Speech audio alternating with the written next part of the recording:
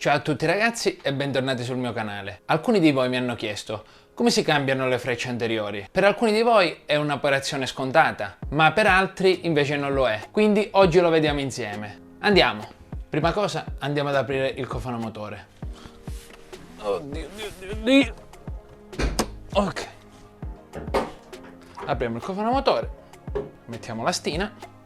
Allora, prima di iniziare la procedura di cambio della lampadina, vi volevo far vedere che la lampadina si vede così. Praticamente si vede tutto il fanale chiaro e poi si vede la lampadina che è arancione. Quindi, con la scusa che volevo mostrare questa procedura, ho deciso di comprare queste frecce qui. Sono delle frecce della Philips che si chiamano Ultimate Style Silver Vision.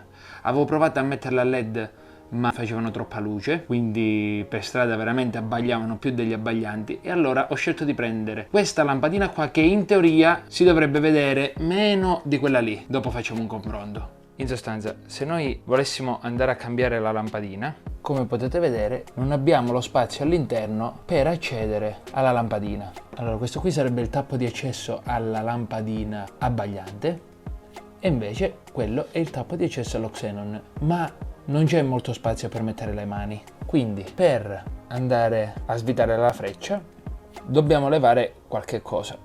Quindi come prima cosa andiamo a togliere 1, 2, 3, 4, 5 tappi che sarebbero dei fermini e dobbiamo utilizzare un cacciavite a taglio per levarli. Allora ci sta una sorta di dentino dove noi dobbiamo andare a infilare il cacciavite. Ecco qua. E adesso si solleva. Una volta che si è sollevato, eccolo qua, questo è il tappo incriminato e adesso le dobbiamo togliere tutte. Importantissimo, non perdeteli, quindi mettiamoli in un luogo sicuro. 2, 3, 4. Mi raccomando ragazzi, attenzione che i tappi sono delicati, sì che se si rompono comunque ci sta sempre il ricambista pronto ad aspettarci. Ecco qua. Adesso possiamo levare questo cartellino in plastica. Ecco qua, ha semplicemente delle alettine e questa parte qua ha un dentino che si va a incastrare sotto, anche da quest'altra parte uguale, quindi lo possiamo mettere da parte. Ecco la nostra freccia.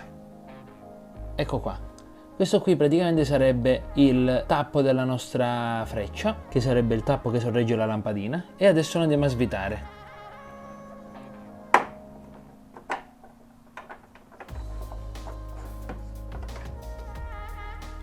Ecco qua.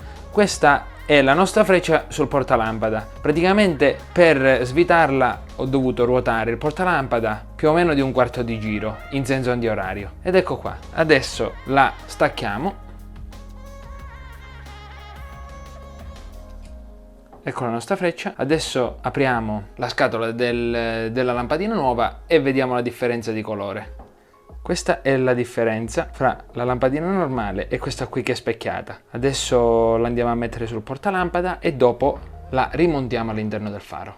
Quindi prendiamo il portalampada. Allora, come potete vedere, la posizione dei piedi della lampadina, vedete, non sono perfettamente opposti. Quindi andiamo a reinserire la lampadina. Ecco qua. Ecco qua. Abbiamo reinserito nuovamente la lampadina sul portalampada e adesso lo inseriamo all'interno del faro. Logicamente, se per svitarla abbiamo dovuto fare un quarto di giro, dobbiamo reinserirla così, vedete che ha i due dentini, dobbiamo reinserirla così e la avvitiamo verso destra, riportandola in posizione centrale.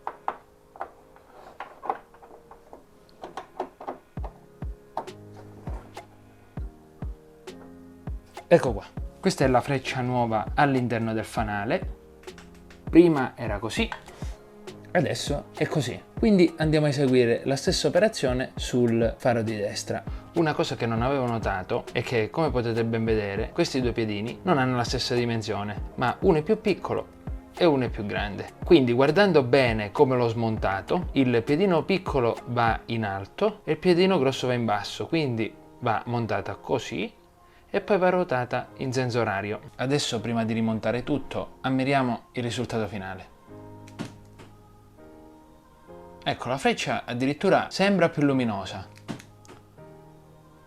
però come vedete quando si illumina si vede benissimo, quando è spenta sparisce perché quel velo argentato non la fa vedere. anche da questa parte funziona, quindi possiamo andare a rimontare il carterino che avevamo smontato. Prendiamo di nuovo il carter, dobbiamo incastrare tutte queste alettine, quindi una volta incastrate per bene andiamo a rimettere i fermi come li abbiamo trovati.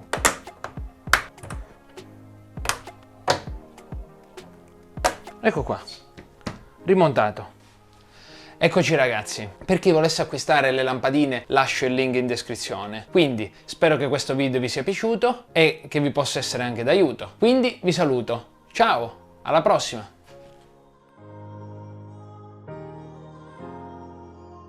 Alcuni di voi mi hanno chiesto, Gianmarco, e vai.